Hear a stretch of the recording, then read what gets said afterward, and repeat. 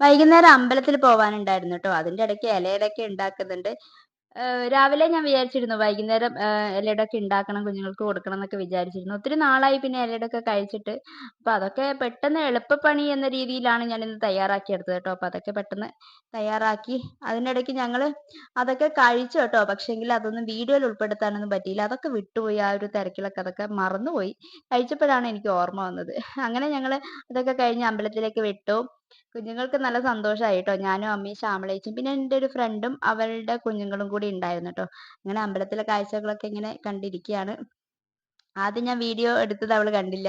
പിന്നെ just hi ഒക്കെ പറഞ്ഞു. കുഞ്ഞിനോട് ഹായ് പറയാൻ പറഞ്ഞപ്പോൾ അവൾക്ക് ഇച്ചിരി ഒരു ചമ്മലൊക്കെ ഉണ്ടായി. ഇവിടെ രണ്ടുപേരോടും ഹായ് പറയാൻ പറഞ്ഞിട്ട് ഒന്നും അനങ്ങില്ല ട്ടോ. അതിനിടയ്ക്ക് മിന്നുമോള് ജസ്റ്റ് ഹായ് പറയുന്നുണ്ട്.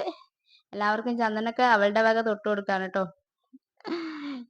ഇതാണ് മിന്നുമോളുടെയും പൊന്നൂന്റെയൊക്കെ മൂത്ത കഴിഞ്ഞിട്ടേ അവൾക്ക് ആരുള്ളൂ. ഞാനും മമ്മിയും ഒക്കെ മൂത്ത കഴിഞ്ഞിട്ടേ ഉള്ളൂ ട്ടോ. അങ്ങനെ ചെണ്ടമേളൊക്കെ തുടങ്ങി.